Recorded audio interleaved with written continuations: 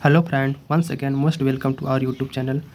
सो friends, कल की video में हमने देखा था कि आदि ऐतिहासिक, प्राग ऐतिहासिक काल, आदि ऐतिहासिक काल। आदि ऐतिहासिक काल में हमने कुछ सभ्यता को देखा था, जैसे सिंधु सभ्यता। सिंधु सभ्यता को हमने देखा था कि उसे हड़प्पा की सभ्यता कहते हैं, और हड़प्पा की सभ्यता और उसे कांस्य युगीन की सभ्यता कहते हैं। और उसके अंतर्गत जितने भी बड़े 10-15 शहर थे जो बसे थे, जैसे बनमाली, कुड़ाल, रोपड़, उसके बाद हड़प्पा नहीं, सो मोहनजोदड़ो, उसके बाद चनहुदड़ो, सूतकांगेडोर, ये सब हम चीज़ें देखे थे। तो आज की वीडियो में हम देखेंगे कि सिंधु सभ्यता के अलावा भी और सी ऐसी सभ्यताएं हैं जिससे क्वेश्चन हमारे एग्जाम में पूछता है। तो ऊपर देख सकते हैं, हम थोड़ा सा इसको क्लियर करना चाहते हैं कि पहले ईसा पूर्व क्या होता है और ईस्वी क्या होता है। एडी को हम ईस्वी यहाँ लिख सकते हैं। तो ईसा मसीह के जन्म को अगर हम 0 मान लें, इसको नोट करके थोड़ा सा 1 मिनट समझ लीजिए। ईसा मसीह के जन्म को अगर हम 0 मान लें, यानी कि ईसा मसीह का जन्म हुआ था, तो इसकी ईसा मसीह के जन्म के समय के पहले जितनी भी घटनाएं हुई थी उसे हम क्या कहेंगे? ईसा पूर्व कहेंगे। यानी कि ईसा मसीह के जन्म के पहले के जितनी घटनाएं उसे ईसा पूर्व, यानी कि उसे बीसी कहते हैं इंग्लिश में, बिफोर क्राइस्ट। और ईसा मसीह का मान लीजिए यहाँ पर जन्म हो गया, तो उसके बाद की जितनी भी घटनाएं होंगी उसे हम ईस्वी कहेंगे। क्या कहेंगे? ईस्वी, यानी कि एंडो डोमिनी। तो आशा करते हैं समझ में आया होगा आपको। तो चलिए अब देखते हैं हम सिंधु सभ्यता के अलावा भी कई सभ्यताएं थी जो सिंधु सभ्यता से बहुत साल पहले हुई थी। जैसे देखिए, जो पहली है मेसोपोटामिया की सभ्यता। तो मेसोपोटामिया की सभ्यता देखिए, सिंधु सभ्यता तो 2500 से लेकर 1750 ईसा पूर्व हुआ था, लेकिन जो मेसोपोटामिया की सभ्यता है, सोचिए 10,000 ईसा पूर्व हुआ था। यानी कि सिंधु सभ्यता से बहुत साल पहले, बहुत ही पुराना ये सभ्यता है। तो इससे भी कभी कभी क्वेश्चन पूछ लेता है। तो इसमें देखिए क्या क्या चीज़ें दिया गया है, इस क्या क्या बारे में इसमें पढ़ना है हमें। तो जो मेसोपोटामिया की सभ्यता है वो टिग्रिस एवं यूक्रेटस नदियों के बीच में यह सभ्यता बसी थी। टिग्रिस और यूक्रेटस नदियों को कभी कभी कोई बुक में लिखा जाता है दजला और फरात नदियों के बीच में। दजला इसे कहते हैं, इसे फरात कहते हैं। कभी कभी टिग्रिस और यूक्रेटस, यानी कि दोनों एक ही नदियाँ हैं। अगर टिग्रिस और यूक्रेटस आ जाए तो भी, या दजला और फरात आए तो भी एक ही है। यहाँ की जो मिट्टी थी उपजाऊ थी। मोस्टली आप देखेंगे कि जो नदियाँ होती हैं, नदियों के किनारे की जो भूमि होती है वो मोस्टली उपजाऊ हुई होती है। इसीलिए पहले देखिए वहाँ पर अर्थव्यवस्था का जो आधार था कृषि था, क्योंकि वहाँ पर पानी अवेलेबल था, तो वहाँ पर कृषि तो आसानी से ही होगा ही। और ये सभ्यता थी तो इतने साल पहले है, तो आप समझ ही सकते हैं कि सभ्यता नगरीय ना होकर ग्रामीण ही होगी, क्योंकि इतनी पुरानी सभ्यता कहाँ से नगरीय हो जाएगी, क्योंकि वहाँ सड़क ना होगा, नाला ना होगा, घर ना होगा। तो ये सभ्यता थी, ग्रामीण सभ्यता थी। वहाँ के जो मंदिर बने थे वो, उसे क्या कहा जाता था? जिगुरत कहा जाता था। क्या कहा जाता था? जिगुरत। तो जितने भी आप देखेंगे कि अर्थव्यवस्था का कारण कृषि था। कृषि मेन कारण था कि यहाँ नदियों के किनारे था। नदियों के किनारे होने के कारण यहाँ की मिट्टी उपजाऊ थी। तो मोस्टली आप देखे होंगे कि जितने भी शहर होते हैं मोस्टली, जैसे अगर उत्तर भारत के अपने यूपी में ही देखा जाए तो जैसे इलाहाबाद हो गया, वो भी किसी न किसी नदी के किनारे है, संगम, इलाहाबाद। अगर वो बनारस की बात करें, वाराणसी, वो भी गंगा नदी के किनारे है। अगर लखनऊ की बात करें तो भी गोमती नदी के किनारे। यानी कि जितने भी पहले शहर बसाए गए थे मोस्टली पानी की उपलब्धता के कारण ही नदियों के किनारे ही बसाए गए थे। आधुनिक समय में वहाँ पर ग्रोथ हुआ और धीरे धीरे वहाँ पर विकसित हो गया, शहर हो गया। तो लेकिन आज भी वहाँ से देखेंगे, ध्यान देंगे तो कोई ना कोई बड़े शहर से नदियाँ गुजरी ही रहती हैं। तो आगे हम देखते हैं मेसोपोटामिया की जो सभ्यता थी। मेसोपोटामिया की सभ्यता को 4 भागों में बांटा गया था, जैसे सुमेरियन की सभ्यता, बेबीलोन की सभ्यता, सीरिया की सभ्यता और कांट्रिया की सभ्यता। तो अगर बात करिए, यहाँ से बस ऐसे ही क्वेश्चन पूछता है कि मेसोपोटामिया की सभ्यता के कितने भाग थे, तो वो 4 भाग थे। कभी कभी पूछता है जैसे बेबीलोन की सभ्यता में क्या था, तो झूलता बगीचा यहाँ पर था बेबीलोन की सभ्यता में, जो कि 7 अजूबा जो नहीं है, 7 अजूबों में से एक अजूबा ये भी है कि यहाँ बेबीलोन का झूलता हुआ बगीचा। और देखिए नीचे कुछ इंपॉर्टेंट पॉइंट भी है नोट में। विश्व की पहली सभ्यता कौन सी थी? अगर एग्जाम में आएगा तो मेसोपोटामिया की सभ्यता। सिकंदर ने इस सभ्यता का विनाश कर दिया और इसकी जगह पर ग्रीक की सभ्यता थोप दी। यानी कि सिकंदर ने ही इस सभ्यता का विनाश किया था और इसकी जगह पर उन्होंने ग्रीक की सभ्यता का विरोध कर दिया था। और जो सिकंदर की मृत्यु हुई थी वो कहाँ हुई थी? बेबीलोन में हुई थी। तो सिकंदर के बारे में अभी हम पढ़ेंगे बहुत डिटेल में। सिकंदर एक बहुत ही महान था, अगर महान कहा जा सकता है, क्योंकि इसने ऐसा काम किया था कि पूरे प्राचीन इतिहास में इसको सब अच्छे लोग को भी पढ़ना पड़ता है, इसको सब लोग जानते हैं। तो सिकंदर के बारे में अगर हम मोस्टली थोड़ा सा अगर हम चर्चा करें तो सिकंदर, जैसे हमारा ये इंडिया हो गया, अगर इंडिया ऐसे है, ठीक, मान लीजिए हमारा इंडिया हो गया, इंडिया में यहाँ पर तक्षशिला विश्वविद्यालय था, ठीक, यहाँ पर तक्षशिला विश्वविद्यालय था। तो सिकंदर यहाँ से 326 ईसा पूर्व में आक्रमण किया था। कब किया था? 326 ईसा पूर्व में आक्रमण किया था। यहाँ पर पोरस के राजा रहते थे, उनको हराते हुए ऐसे यहाँ पर तक्षशिला विश्वविद्यालय था। यहाँ पर न जाके वो यहाँ पर मगध साम्राज्य चलता था। मगध साम्राज्य में जैसे उस टाइम पे जब इस 326 ईस्वी में आक्रमण कर रहा था तो वहाँ पर मगध साम्राज्य चल रहा था। मगध साम्राज्य में 7 वंशों ने शासन किया, जैसे हर्यक वंश हो गया, शिशुनाग वंश हो गया, नंद वंश, पद्म वंश, कर्ण वंश, सातवाहन वंश। तो उसमें से उस समय मगध पर पहले भारत जो था वो बहुत ही बड़ा था। जैसे भारत के जो अगल बगल देश हैं तो भारत केवल भारत न होकर एक हमारा अखंड भारत था, यानी कि पाकिस्तान यहाँ पर था और अफगानिस्तान, भूटान, नेपाल, बांग्लादेश, श्रीलंका, ये सब मिल के पूरा अखंड भारत कहलाते थे। यहाँ पर मगध था उत्तर भारत साइड में, उत्तर भारत साइड में मगध था। तो मगध पर नंद वंश का शासन उस समय चल रहा था। नंद वंश के जो संस्थापक थे महापद नंद थे, लेकिन वो मर गए थे। तो उसके बाद बना था वहाँ का जो शासक वो घनानंद था। तो घनानंद अपने मगध साम्राज्य को चला रहा था। तो यहाँ से सिकंदर जब ऐसे आक्रमण किया, पुरुष का राजा खराते हुए मगध पर जा रहा था शासन करने, तो यहाँ के जो तक्षशिला विश्वविद्यालय यहाँ पे था पाकिस्तान में, पहले पाकिस्तान का नाम ही निशान नहीं था, वो तो अब हो गया। तो यहाँ के जो शिक्षक थे चाणक्य थे, चाणक्य क्या कौटिल्य इसे कहते हैं। तो यहाँ पर उनको अंदेशा हुआ कि ये इंडिया में आने वाला है सिकंदर। तो उन्होंने ये जाके जो मगध के जो शासक थे घनानंद, उनसे बोला कि ऐसे ऐसे करो, यहाँ पर कोई सैनिक वैनिक भेजो, नहीं तो वो सिकंदर घुस जाएगा इंडिया के अंदर। लेकिन सिकंदर जो घनानंद था चाणक्य का बात नहीं माना और उनकी भरी सभा में उनको चाणक्य को घनानंद ने बेइज्जती करके उनको वापस भेज दिया। तो बेइज्जती का वहीं बदला लेने के लिए उन्होंने फिर अपने वहाँ पर अपने विश्वविद्यालय में आए अपने, और वहाँ पर एक लड़का था, नॉर्मल ही लड़का जिसे चंद्रगुप्त मौर्य नाम है, उसको तैयार किया और उसको बाद में बदला लिए थे घनानंद से। लेकिन बदला लेने से पहले सिकंदर को रोकना भी था भारत में घुसने के लिए। तो सबसे पहले इन्होंने एक दिमाग सोचा, जो घनानंद कह रहे हैं, जो चाणक्य थे, उन्होंने सोचा कि अब कैसे इनको रोकना है। तो रोक ही नहीं पाएगा घनानंद, तो कोई इंटरेस्ट ही नहीं दिखा रहा है। तो इन्होंने क्या किया कि जो यहाँ पर एक ब्यास नदी रहती थी, यानी कि इंडिया में जाने से पहले उनको ब्यास नदी पार करना पड़ता था। तो यहाँ पर सिकंदर की सेना रात में ठहरने वाली थी, रुकी थी। तो उन्होंने जो चाणक्य थे उन्होंने अपने शिष्यों की मदद से इनमें अफवाह फैला दिया कि ये ब्यास नदी बहुत श्रापित नदी है, अगर इसको कोई पार करके इंडिया में घुसेगा तो या फिर अंधा काना या फिर कुछ न कुछ उसको रोग हो जाए या फिर मर जाएगा। तो लेकिन जो सिकंदर था उसका सेनापति सेल्यूकस निकेटर था, उसने इस बात को अनदेखा कर दिया, बोला कि नहीं, हम भारत में घुसेंगे ही चाहे जैसे हो जाए।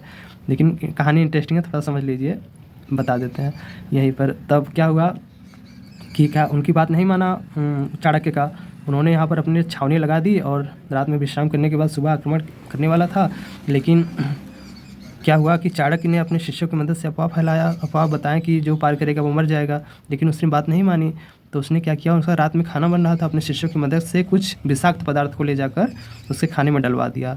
लेकिन जो उसके जो सेल्यूकस निकेटर, यानी कि जो सिकंदर के सेनापति जो सेल्यूकस निकेटर के अंदर जितने भी सैनिक थे, वो जब खाना खाया बीमार पड़ गए, कुछ उसमें से मर भी गए। तो उसको समझ में आया किसको, सिकंदर को, कि मतलब अब लग रहा है कि तो फिर धीरे धीरे क्या हुआ कि वो तब जब ये अफवाह फैला, कुछ लोग मर गए, तो सैनिक डर गए और बोले कि वो 326 ईस्वी में पुरुष के राजा को हराया था और बढ़ रहा था यहाँ पर। तो वो उसके जो सैनिक थे वो जाने से मना कर दिए और फिर वापस ईरान साइड से, इराक साइड से आया था, फिर वहाँ से वो लौट गए। तो जब वो लौट गए, क्योंकि ये 2.5 लाख सेना के साथ आ रहा था, इसको रोकना इम्पॉसिबल था, लेकिन चाणक्य की कूटनीति के द्वारा इसको वापस कर दिया गया। नहीं तो ये मगध पर तभी 326 ईस्वी में। तो यहाँ से जब लौटा तो 326 में पोरस को राजा को हराया था 326 में। तो 325 में जब इराक लौट गया और 323 में तब यहीं पर जाकर इसका जो बेबीलोन है, यहीं पर सिकंदर की मृत्यु हो गई थी, मात्र 33 वर्ष की उम्र में। उसको कोई डायरिया कोई रोग हो गया था, डायरिया, जिसके कारण उसकी मृत्यु हो गई। तो सिकंदर एक महान शासक कह सकते हैं, बहुत ही विशाल इसके पास सेना थी। तो हम देखें कि मेसोपोटामिया की सभ्यता में क्या क्या इंपॉर्टेंट चीज़ है, थोड़ा सा सिकंदर के बारे में यहाँ पे हम जान लिए। तो सिकंदर जब चला गया, इसको थोड़ा सा और सुन लीजिए। सिकंदर जब चला गया तब उसके बाद चाणक्य बदला लेने घनानंद के पास पहुँचे, जो मगध पे यहाँ शासन कर रहा था। मगध घनानंद के पास पहुँचे और चंद्रगुप्त मौर्य के हेल्प से घनानंद को पराजित कर दिए और यहाँ पर नंद वंश का जो शासन घनानंद चला रहा था उसको पराजित कर दिया, उसको हरा दिया और यहाँ पर मौर्य साम्राज्य की स्थापना कर दिए।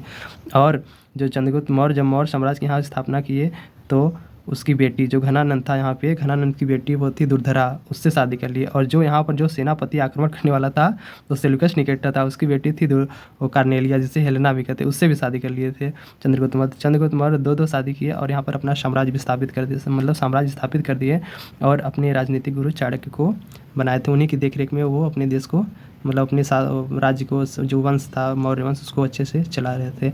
तो जब एक चीज़ और इसमें आप समझ सकते हैं, जो सेल्यूकस निकेटर था उसकी लड़की से जब शादी किए थे, उसकी लड़की का नाम था कार्नेलिया। लेकिन कार्नेलिया वो यहाँ इराक से आए थे, उसको यहाँ पर कुछ जान पहचान मतलब उसको कुछ समझ में नहीं आ रहा था। तो सेल्यूकस निकेटर ने एक आदमी अपनी तरफ से भेजा, उसका नाम था मेगास्थनीज। मेगास्थनीज आया तो जो भी चीज़ें होती थी वो दूसरी भाषा में बोलती थी, तो उसको समझाता था, कुछ भी रहता था, तो उसका नाम ही था मेगास्थनीज। मेगास्थनीज क्या किया, मेगास्थनीज आया और कार्नेलिया की देख रेख करता था, उसको जो भी चीज़ें लैंग्वेज जो समझ नहीं आता था उसको बताता था। तो ठीक, तो वहीं जो मेगास्थनीज था उसने एक इंडिका नामक बुक लिखा था। तो इंडिका नामक बुक में उसने लिखा कि जो मौर्य साम्राज्य है उसकी आर्थिक स्थिति के बारे में, राजनीतिक स्थिति के बारे में उसमें जानकारी मिलती है। मेगास्थनीज का तो जो इंडिका है, इंडिका नामक बुक है, उसमें उसकी जानकारी मिलती है चंद्रगुप्त मौर्य का प्रशासन के बारे में, राजनीति के बारे में, आर्थिक क्षेत्र के बारे में। तो हम यहाँ पर देख लिए कि जो मेसोपोटामिया की सभ्यता है कम्प्लीटली समझ गए।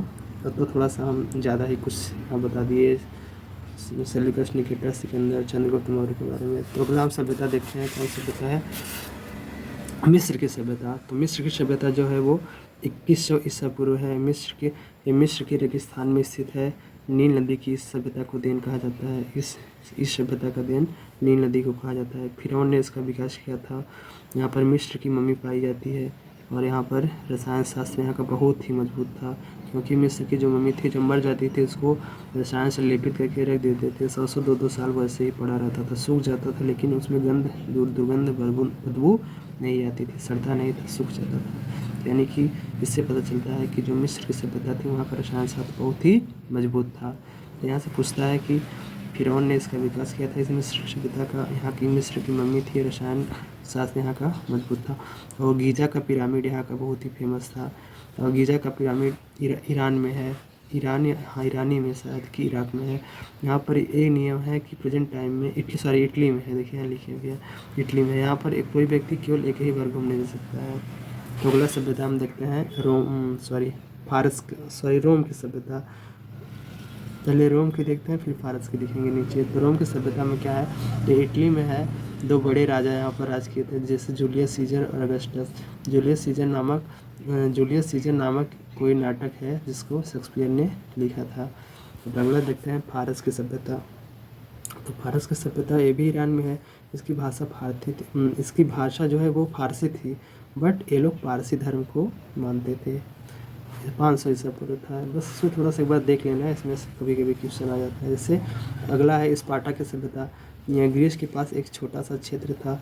यह सभ्यता अपने बहादुर सैनिकों के लिए फेमस था। यहाँ के 300 सैनिक लियोनाइट्स के नेतृत्व में ग्रीस के राजा जर्कसीज नेतृत्व में 2000 सैनिकों को हरा दिया था। अच्छा, यहाँ जो स्पार्टा की सभ्यता थी, यहाँ की मतलब जो सैनिक थे इतने मजबूत थे, इतने बहादुर थे कि यहाँ के केवल 3 सैनिक मिल के स्पार्टा सभ्यता के लियोनाइट्स के नेतृत्व में ग्रीस का जो राजा था वहाँ जर्कसीज, उसके 2 लाख सेना को हरा दिए थे। यानी कि स्पार्टा की सभ्यता अपने बहादुर सैनिकों के लिए फेमस थी। अगला सभ्यता देखते हैं पीली नदी की सभ्यता। ये 5000 ईसा पूर्व हुआ था। यहाँ चीन के हांगकांग नदी के तट पर इसका विस्तार था। यह सभ्यता अपने उपजाऊ भूमि के लिए फेमस था। तो कुछ इम्पॉर्टेंट क्वेश्चन देख लेते हैं आदि ऐतिहासिक प्राग ऐतिहासिक काल से रिलेट करके मिक्स करके जैसे पूछा जाता है। हड़प्पा कालीन शहरों एवं नगरों को आयताकार खंडों में बांटा गया था, यानी कि आयत खंडों में बांटा गया था। जबकि पूरा सिंधु सभ्यता, अच्छा हड़प्पा कालीन सभ्यता को आयताकार, लेकिन अगर कम्प्लीटली पूरे सिंधु सभ्यता की बात करें तो वो त्रिभुजाकार रूप में बटा था। इसका एरिया भी अभी हम पीछे पड़े थे, कितना था ये देख लेते हैं।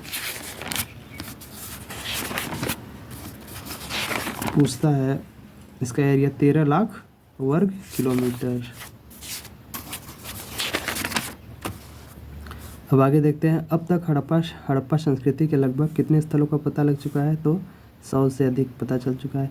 मोहनजोदड़ो की सबसे बड़ी इमारत क्या थी, अन्नागार, जो भी बताए थे मोहनजोदड़ो, अन्नागार, स्नानागार।